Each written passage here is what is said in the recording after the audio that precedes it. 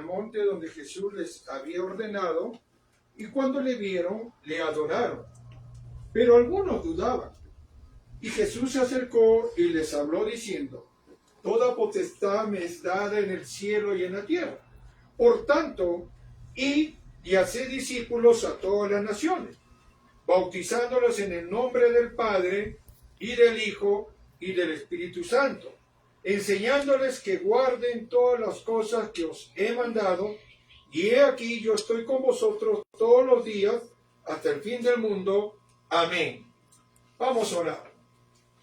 Padre, en esta mañana, Señor, te hemos adorado, te hemos alabado, porque tú eres nuestro Dios, porque tú levantaste a Jesucristo un primer día de la semana de los muertos, lo resucitaste y Él vive y reina para siempre. Y por tu gracia, Señor, hemos venido a ser hijos tuyos por la adopción en Jesucristo. Y es en esta mañana, Padre, que rogamos que tu Espíritu Santo nos hable, nos haga entender tu mensaje. Te lo pedimos en los méritos de Jesucristo el Señor. Amén. Bien, el título o el tema del día de hoy de este mensaje es: la vida sin propósito no tiene valor. La vida sin propósito no tiene valor, es vacía.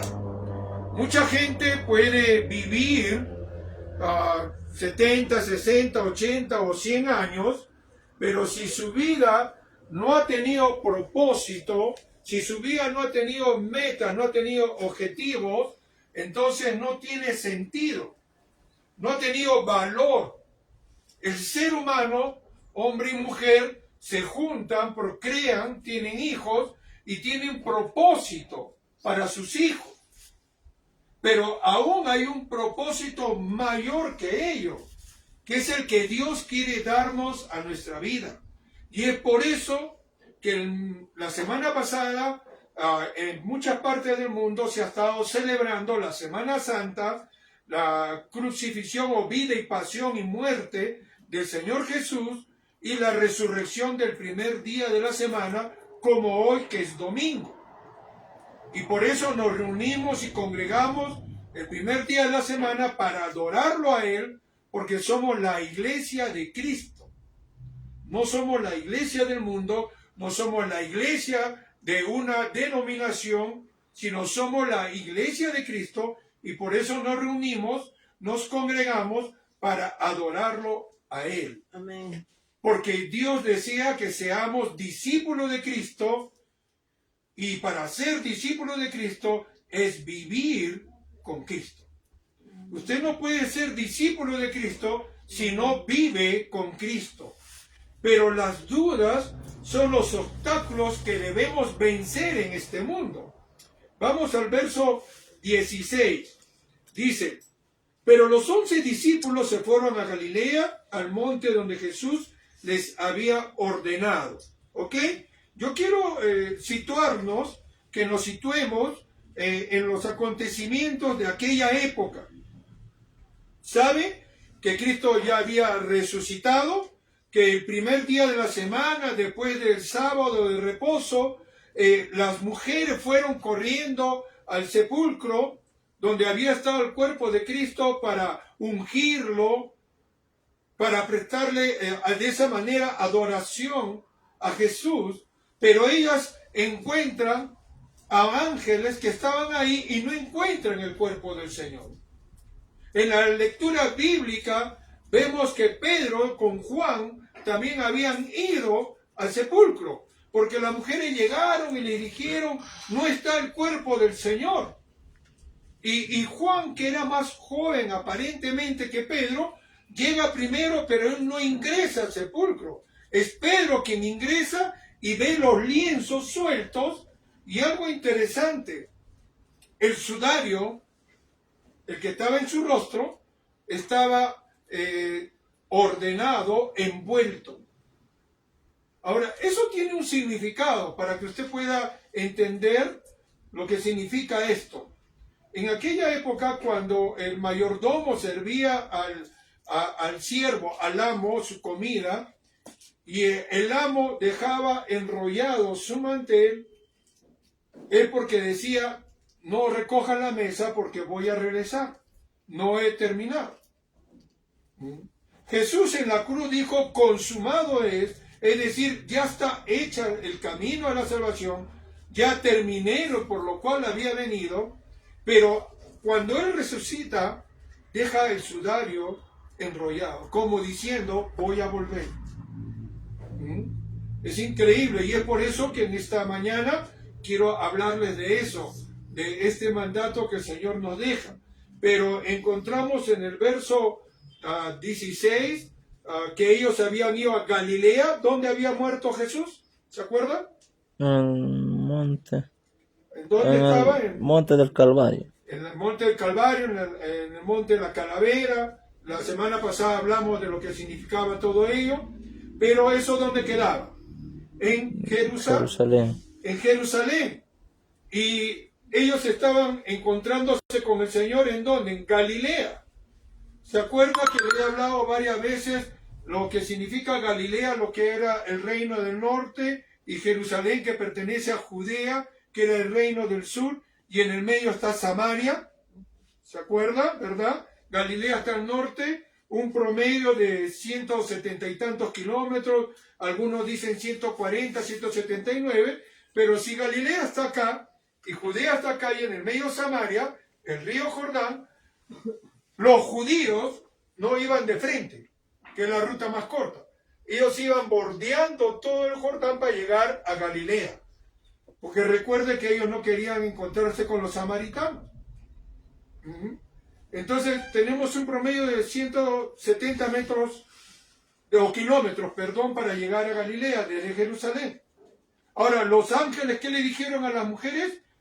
Vayan y díganle a sus hermanos que el Señor ha resucitado y que, así como les había dicho, los espera en Galilea. Es decir, vayan a Galilea. Ahora, ¿cuánto tiempo demora? Recuerde que había pasado, eran las Pascuas, ¿verdad? Por eso había venido todo el pueblo y ahí había sido crucificado el Señor. Y las Pascuas venían todos los judíos de todos los sectores de aquella época a Jerusalén. Porque recuerde que la Pascua era el recordar la liberación que habían tenido en Egipto. Entonces venían a pasar las Pascuas ahí. Cuando Jesús a los 12 años se queda en el templo, dice que María y José habían avanzado unos 2 días de camino y tuvieron que regresar. ¿Sabe cuánto tiempo demoraba cuando había este tiempo de Pascua? Porque era como toda una multitud, una procesión caminando despacio, con sus camellos, con sus asnos, con sus carretas, con ancianos y todos. Era un promedio de 2 semanas de travesía. Es decir, si esto había ocurrido y había habido Pascua, por más que se han apurado, había pasado unas 2 semanas. Es decir, en el camino podían haberse desanimado. ¿Para qué voy a ir a Galilea? Si Él ha resucitado, me quedo acá. No, ellos obedecieron. Tenían disposición. Por eso fueron al encuentro a Galilea. ¿Ya? Pero en el verso 17 encontramos algo que llama la atención. Y dice, y cuando le vieron, es decir, cuando vieron a Jesús, lo adoraron. ¡Qué bueno! Su corazón estaba comprometido con el Señor, lo habían adorado, se habían postrado, le habían hecho reverencia. Pero algo acá enturbia que dice, pero algunos dudaban. Es decir, lo adoraron, pero algunos dudaban. Ahora, no fueron solamente los 11 apóstoles, obviamente, porque recuerde que había varias personas que estaban con los apóstoles. ¿Y quiénes habían dudado? ¿Se acuerda de Tomás, no? Que cuando había estado el Señor llegando, presentándose a través de las paredes, estando el aposento cerrado, el Señor le dice, pasa a vosotros. Y no estaba Tomás. Y cuando le comentaron a Tomás, le dijeron, y Tomás dijo, si no metiere el dedo en la llaga, no metiere mi mano en el costado, no creeré que el Señor ha resucitado. Ahora, ¿por qué decía esto? ¿Sabe por qué? Porque hay un conflicto con el ser humano, con nuestro razonamiento, con nuestro pensamiento. Yo puedo decir, tengo fe, yo puedo creer en Jesús, como mucha gente hoy día domingo está en las iglesias, pero es muy diferente que deposite su fe en Jesús. Puede decir que la tiene, puede creer que la tiene, pero cuando ocurre un hecho circunstancial fuerte, empieza a dudar de Cristo, empieza a dudar de su fe. Porque el hecho que ha confrontado, por ejemplo, lo más común que hay en el ser humano es el trabajo. Y en el trabajo nosotros enfrentamos algo muy, muy fuerte. Porque hoy en día en el mundo que vivimos se trabaja de domingo a domingo. Y cuando te dicen a trabajar domingo a domingo y usted ha estado orando por ese trabajo y empieza su razonamiento. Si me abren la puerta de este trabajo es porque he orado y yo me he dado. Sí, pero Dios no te da algo para que confronte tu fe, para que te apartes de la fe, para que te desligue de la congregación. No. Dios todo lo que hace es acercarte a Él para que tengas comunión con Él. Y si hay un trabajo que va a ser conflictivo o va a colisionar con tu congregación, habría que pedirle al Señor que te confirme si viene de Él. Porque lo que Dios quiere es que tú te acerques a Él, no que te alejes. Amén. Él desea que tú vivas, sean pocos o muchos en tu congregación, Él desea que tú tengas comunión con Él, no que te apartes. Ahora dice que algunos de los que habían llegado ahí estaban dudando por este choque emocional. Veo a Jesús que estaba muriendo en la cruz, veo a Jesús como lo han flagelado, cómo le han dañado, cómo lo han insultado y que ha muerto y su cuerpo ha quedado en un sepulcro, y después lo veo, lo adoro, pero mi razonamiento ahí reacciona y dice, pero ¿esto será verdad? ¿Esto será cierto? En la tecnología que vemos hoy en día, o vivimos hoy en día, hay los hologramas. ¿Saben lo que son los hologramas? Es decir, yo me proyecto en otro lugar, ¿ya? Y es como si hubiera otro Pastor Henry Ortiz en otro lugar. Ese es un holograma. La tecnología hace eso ahora. ¿Ah? Y pues ellos no tenían obviamente la tecnología que ahora tenemos, pero su razonamiento decía, ¿cómo es esto posible? Después que lo adoró, después que le dijeron, Señor, que estás vivo, ellos de repente entró a la duda por el razonamiento, colisionó. Ahora, el razonamiento, el intelecto, es parte del alma. Mi deseo, mi voluntad está en el alma también. Es decir, mi deseo es que el Señor esté vivo, pero mi razonamiento me dice, oye, pero Él murió. Y ese razonamiento está en muchos creyentes. ¿Ah? Si aún estuvieron ahí, hoy en día también. Pero ¿sabe algo importante? Que no solamente dudaron de que esté vivo, sino ¿sabe de qué dudaron? ¿Sabe lo que significa esa duda? Esa duda significa que no creyeron en la Escritura, que no creyeron en la palabra de Dios. Jesús en varias oportunidades les dijo, es necesario que vaya a Jerusalén, que sea crucificado y que al tercer día resucite. Varias veces lo dijo, por lo menos 3 veces claramente, y muchas veces más en una forma intrínseca, pero ellos estaban cerrados su entendimiento, porque el ser humano no puede comprender cómo una persona que muere puede estar viva. A pesar de que habían visto la resurrección de varios muertos. Juan nos dice que hubo muchos milagros, que levantaron varios muertos, no dice exactamente cuántos, pero el más resonado es Lázaro. Y a Lázaro lo levanta antes de llegar a Jerusalén, porque estaba en Betania, que era un pueblo que estaba a la entrada de Jerusalén. O sea, no había pasado mucho de ver cómo Jesús había resucitado a Lázaro, pero estaban dudando del poder de las Escrituras, del poder que Dios tiene para levantar muertos. Busquen Lucas 18, verso 31 al 34, por favor. Quien lo tiene se para y lo lee, por favor. Lucas 18, 31, 34. Léelo, por favor. Del 31 al 34. Sí, ponte de pie y léelo, 18. por favor. Sí, capítulo 18. ¿Qué dice? Amén.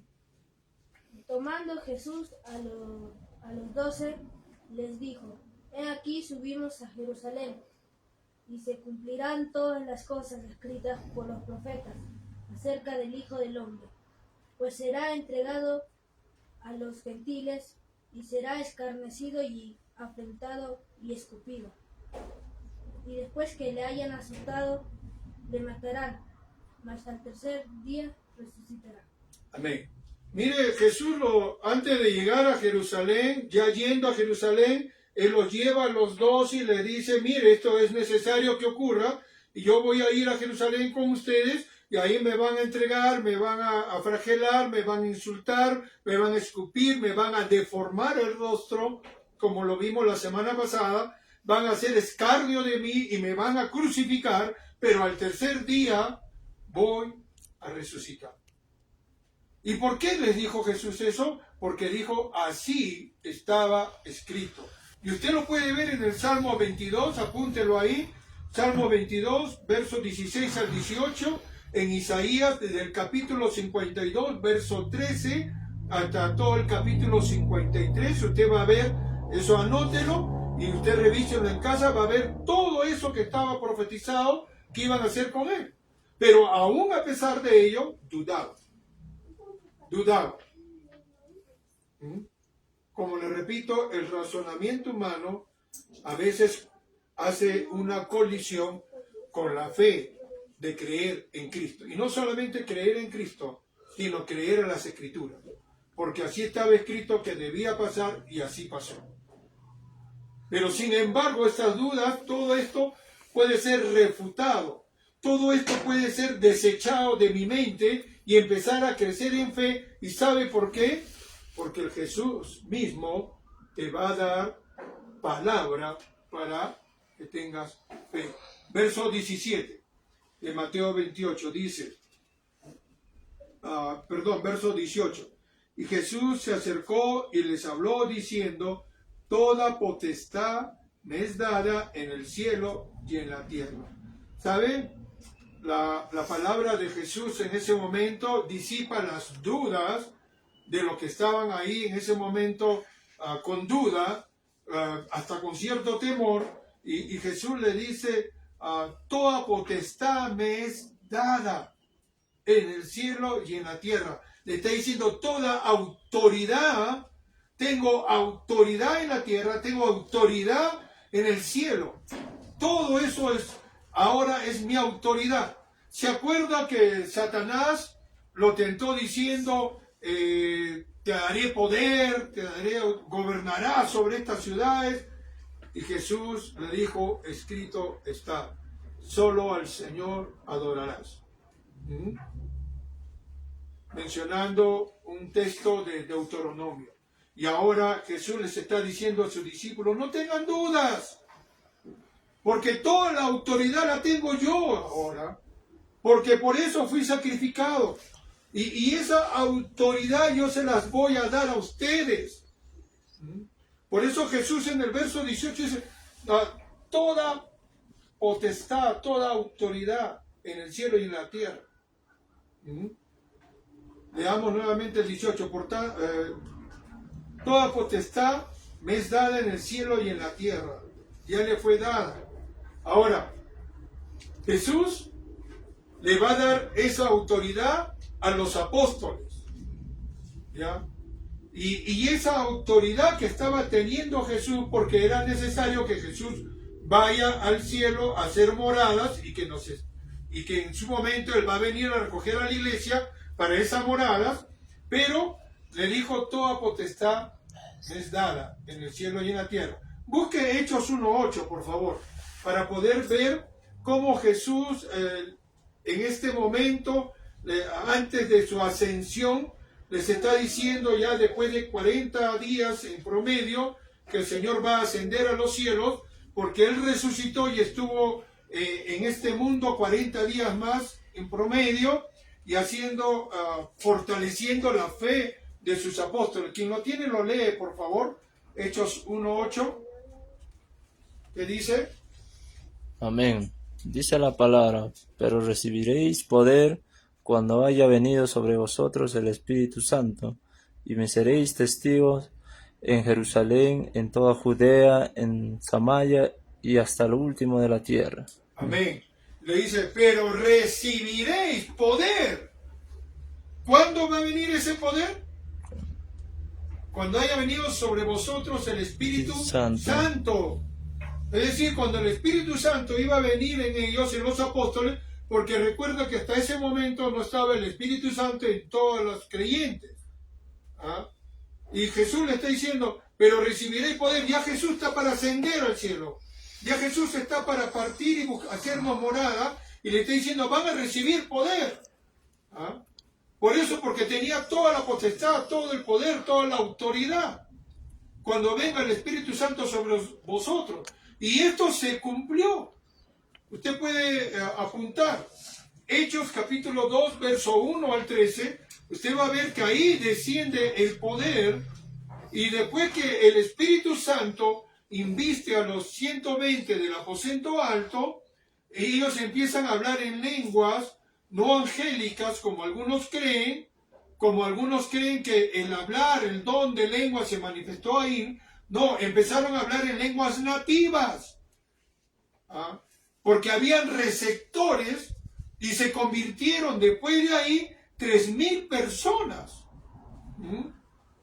Y quien predicó fue Pedro. Y Pedro no habló en lenguas. Interesante. Pero les habló y les aclaró lo que estaba ocurriendo ahí. Y la gente que había venido a la Pascua, recuerde eso, que estaba en Jerusalén, escucharon el Evangelio en su propia lengua natal. No es que hablaron lenguas angelicales, espirituales, como algunos dicen que estaba manifestado el don de lengua. No. El Espíritu Santo les hizo evangelizar en la lengua nativa de los receptores, de la gente que estaban ahí. Es como si hoy día usted estuviera en un aeropuerto y de un momento a otro empiece a hablar en un alemán antiguo que ni usted sabe, pero que hay personas que están recepcionando ese evangelio en ese alemán antiguo. Y se van a convertir. Se convirtieron 3,000. Y Pedro no habló lenguas. Pedro fue el que les evangelizó. Y se convirtieron 3,000.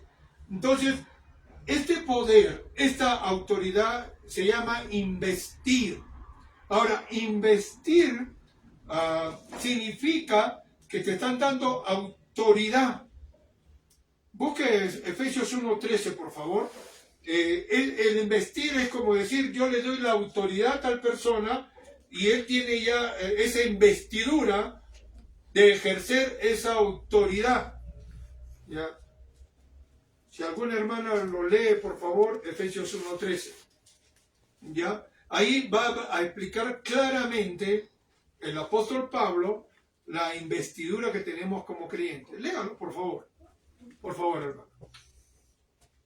En él también vosotros, habiendo oído la palabra de verdad, el evangelio de vuestra salvación, y habiendo creído en él, fuisteis sellados con el Espíritu Santo de la promesa. Amén.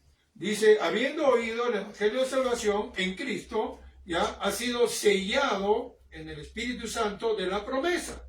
¿Ok? Pastor, ¿qué está ocurriendo ahí? Es de una forma instantánea, usted está siendo sellado. Ahora, nuestra mente occidental, cuando hablamos de sello, hablamos de que como que nos pone una marca, ¿no?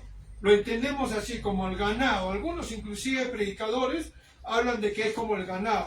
No, el sello que está viniendo el Espíritu Santo es la autoridad. ¿Sabe? En aquella época, las personas tenían sellos.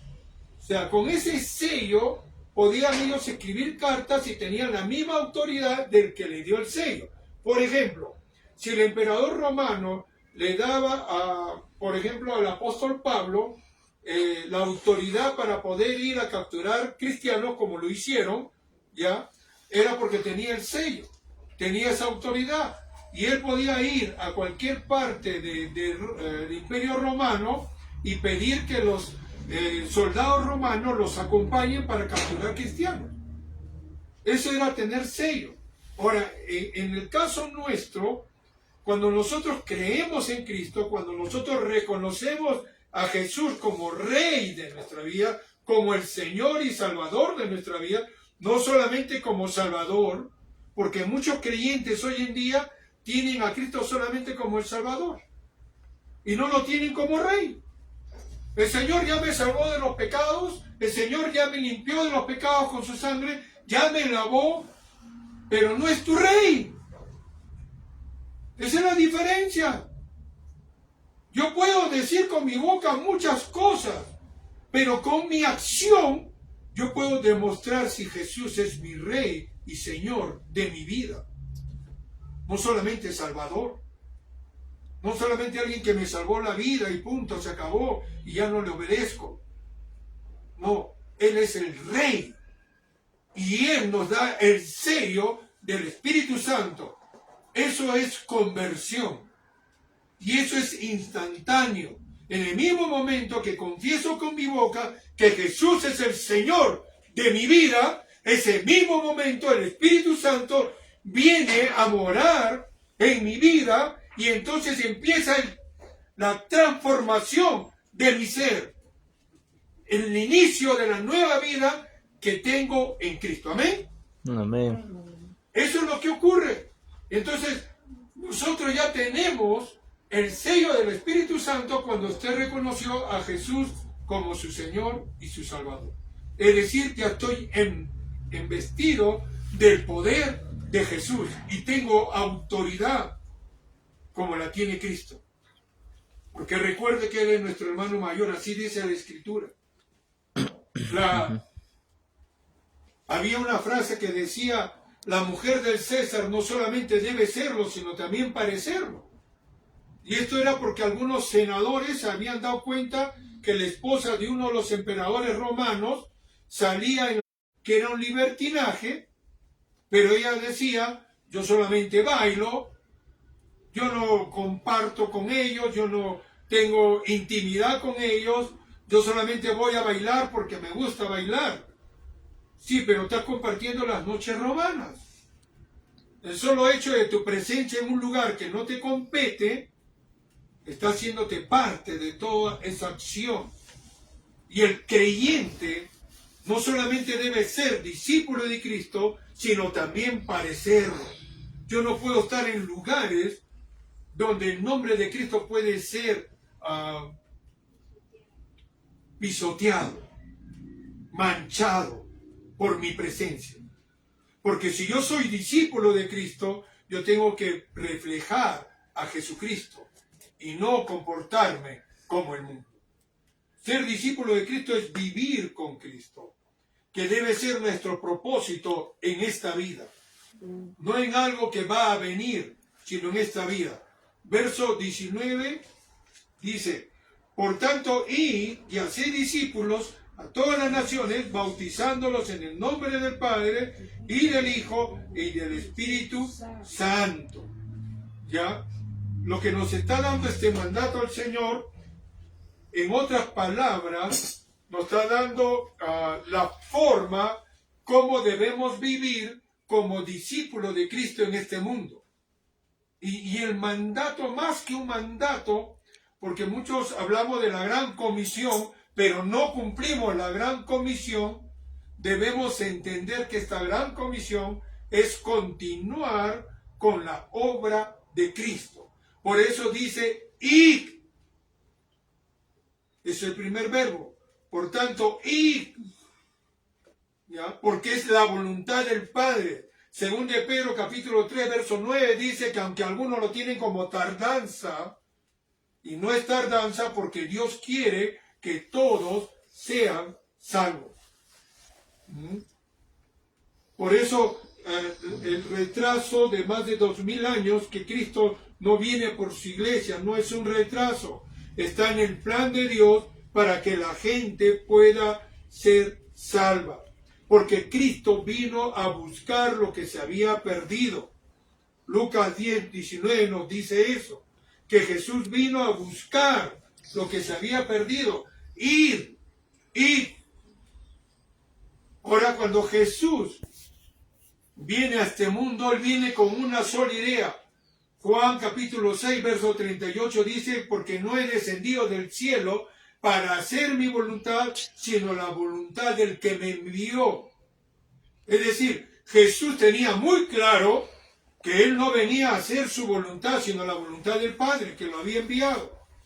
Y nosotros como cristianos, como seguidores de Cristo, debemos también tener esto en mente, que debemos primero hacer la voluntad de Dios y continuar con la obra de Cristo, que es evangelizar. Yo no voy a tener discípulos, yo no voy a poder discipular si no evangelizo. Yo tengo que evangelizar. Dios no me salvó a través de Cristo para estar sentado. Dios no me salvó para aprender de las Escrituras y yo solamente beneficiarme de ello. Dios me salvó para ser discipulado, para discipular a otros. ¿Sabe, hermano? El problema es que muchas iglesias tienen el discipulado como una clase. Es una clase y le damos a tantas personas y tenemos tanto el discipulado. No, esa es una clase. El discipulado es transmisión de vida. Eso es discipular. Es transmitir tu vida en Cristo como vives en Cristo en otra persona. Tiene que traspasar. No es solamente para ti. Es transmisión de vida. Eso es discipulado. Y Jesús nos dice, por tanto, busca a quién evangelizar y a quién empezar a discipular. Pueden ser mis hijos, pueden ser mis familiares, pueden ser mis amistades, pero busca, y busca. Lo segundo que debemos hacer es el segundo verso, dice, por tanto, y hacer. O sea, dos verbos, y hacer, no dice una palabra simplemente complementaria, no es una preposición, no tampoco es un complemento de la oración, sino es dos verbos, dos cosas que debo hacer como discípulo de Cristo, ir y hacer discípulos, que es el segundo paso y el primero el discipulado, porque lo primero es evangelismo, ya lo gané. Ahora, una vez que lo gané, ahora tengo que discipular. Ahí inicia la transmisión de vida. Es decir, mi obediencia que yo tengo de Cristo, mi obediencia a la palabra, mi confianza a la palabra, tengo que transmitirla a ese discípulo. Tengo que buscar que él sea bautizado, porque el bautismo es el primer paso de obediencia. Es la demostración pública de que esta persona tiene a Jesús como su Rey y como su Señor. Si yo no hago esto, no estoy viviendo con Cristo. Estoy en un letargo espiritual. Puedo ser creyente, pero me falta ese vivir, el disfrutar de tener un discípulo, de alguien a quien le voy a traspasar. Ese es tener una vida con propósito. No va a ser en vano, no va a ser una vida infructuosa, sino va a tener frutos. Y lo tercero que debemos hacer es en el verso 20, dice, enseñándoles que guarden todas las cosas que os he mandado. Ahí no va, la primera parte. Enseñándoles que guarden todas las cosas que os he mandado. ¿Ok?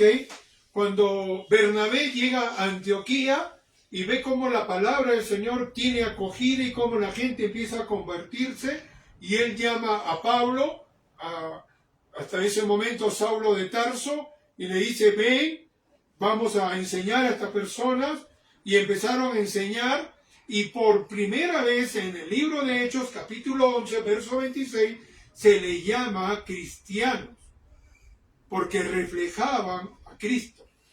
Y yo para ello tengo que enseñarles a vivir como discípulos de Cristo. Pero si yo no estoy involucrado en el discipulado, ya sea que me discipulen o ya sea discipulando, no le voy a poder enseñar a vivir como discípulo. Tengo que ser discípulo, tengo que ser obediente. ¿Ah? Porque es la única manera de demostrar que glorifico a Dios.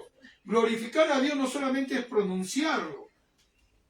En muchas partes usted dice, vamos a darle la gloria a Dios, gloria, gloria, gloria. No. Glorificar a Dios, Juan 15:8, dice, en esto es glorificado mi Padre, en que llevéis fruto. Es decir, discípulos. Yo quiero glorificar a Dios, pues empieza a orar al Señor para que tengas un discípulo, para que ganes una alma y empieces a glorificar a Dios. Como consecuencia de ello, la segunda parte del verso 20 dice, he aquí yo estoy con vosotros todos los días hasta el fin del mundo.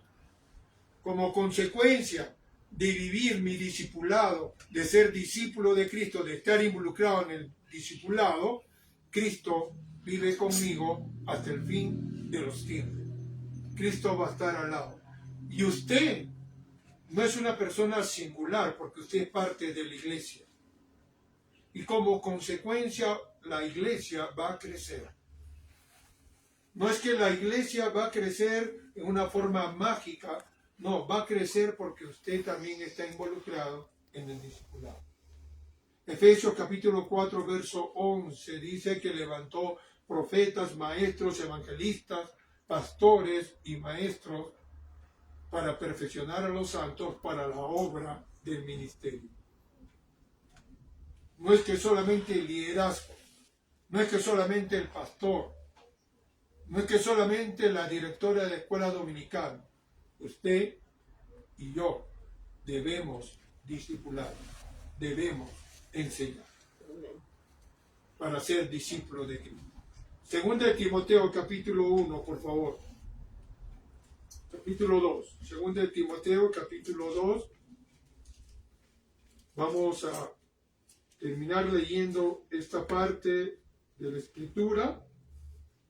¿Ya? Segunda de Timoteo capítulo 2, verso 1 hasta el 7 vamos a leer. Y el título que hay allí en su Reina Valera del 60 dice, un buen soldado de Jesucristo. Ahora, recuerde que nosotros estamos viviendo una guerra espiritual donde el mundo la está ganando porque está ingresando a las iglesias. Para que eso no ocurra, debemos ser discípulos de Cristo, vivir con Cristo. Verso 1 dice, tú pues, hijo mío, esfuérzate en la gracia que es en Cristo Jesús. Tu fuerza no va a estar en tus fuerzas humanas, sino en la gracia de Jesucristo. 2. Lo que has oído de mí ante muchos testigos, esto encarga a hombres fieles que sean idóneos para enseñar también a otros. Discipulado, ¿ve? Que transmitan a otros lo que has escuchado, lo que has oído. Enséñales, dijo Jesús, ¿no? Que guarden todas las cosas que os he mandado. La que tú guardas, la que yo guardo. 3. Tú pues sufre penalidades como buen soldado de Jesucristo. Ojo, y acá rompe y colisiona con la doctrina de la prosperidad. Porque la prosperidad dice que todo te va a ir bien, ven a Jesucristo, vas a tener dinero porque eres el hijo de un rey, eres un príncipe, vas a ser prosperado, todo te va a salir bien. No es lo que dice el verso 3. Sino dice, sufre penalidades como buen soldado de Jesucristo. En este mundo tendremos aflicción. Y Jesús dijo, confiad, yo he vencido al mundo. O sea, no hay una palabra que te diga, no hay un texto que te diga, tú vienes a Cristo y todo te va a ir de color de rosa. No, vamos a sufrir, sí, pero vamos a estar gozosos, alegres de tener a Cristo como Señor y Salvador. Amén. Amén. Amén. 4 dice, ninguno que milita habla de militancia como el ejército, se enreda en los negocios de la vida a fin de agradar a aquel que lo tomó por soldado. O sea, está bien, estoy en este mundo, pero en este mundo no me va a ganar a mí. Yo tengo que luchar contra el mundo, yo tengo que luchar contra mi deseo, porque Jesús me tomó como soldado. En la vía militar dice, las órdenes se cumplen sin duda ni murmuraciones. Esa es una frase en la vía militar. Sin duda ni murmuraciones. Simplemente acátalas. Y este es un mandato de nuestro capitán, que es Cristo. Amén. Amén. 5. Y también el que lucha como atleta no es coronado, sino lo lucha legítimamente. Acá usted no puede sacar la vuelta. Acá usted no puede coimear a nadie. Acá su Señor es Jesús, que ve lo profundo de su ser. Así que tiene que ser legítimamente. 6. El labrador, para participar de los frutos, debe trabajar primero. Orar por alguien que pueda usted evangelizarlo y pueda discipularlo. No deje de orar por alguien. Eso es trabajar. Eso es preparar la tierra. 7. Considera lo que digo y el Señor te dé entendimiento en todo. Hermanos, los llamo y los desafío a que usted sea un discípulo de Cristo y que viva con Cristo. Pedro decía en 1 Pedro capítulo 2, verso 11, que nos abstengamos de los deseos carnales que batallan contra el alma. Y primero dice, como extranjeros y peregrinos. El peregrino sabe que no tiene un solo lugar, está de pasada. Y usted y yo, como cristianos, estamos de pasada en este mundo. Así que, ¿cómo quiere vivir usted ahora? ¿Va a ser un discípulo de Cristo que viva con Cristo, que muestre a Cristo en su vida? ¿O va a tener las dudas que no lo van a dejar crecer? ¿Cuál va a ser su decisión en esta mañana? Póngase de pie. Cierre sus ojos. Y en esa actitud, cerrados los ojos, usted pregúntese, ¿está siendo un buen discípulo de Cristo? ¿Está comprometido con el discipulado? ¿O lo quiere hacer a partir de hoy? Comprométase con Jesús a ser su discípulo. Que su prioridad sea ser como Jesús. Para que cuando lo vean le digan, es un cristiano, es una cristiana. Es un hijo de Dios, una hija de Dios. Y no digan, va a la iglesia pero sigue siendo igual. ¿Cuál va a ser su compromiso en esta mañana? Dígale usted con sus propias palabras al Señor, Señor, hoy me presento delante de ti y quiero ser un discípulo de Jesús, que cumpla con el mandato, con la gran comisión de hacer discípulos. Me pongo en tus manos, Señor. Oremos. Padre, gracias por tu palabra, gracias porque no solo resucitó Jesús, no solo lo levantaste de los muertos, sino nos diste una gran comisión que cumplir con la obra de Cristo, de continuar, de hacer discípulos.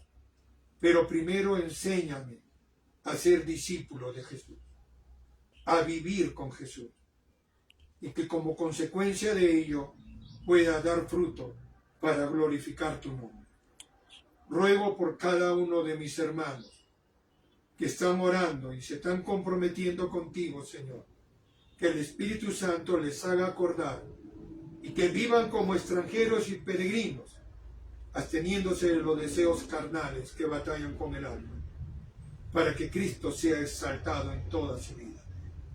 Señor, escúchalos y haz tu voluntad en ellos. Te lo pido en el nombre que sobre todo nombre de Jesucristo el Señor. Amén. Amén.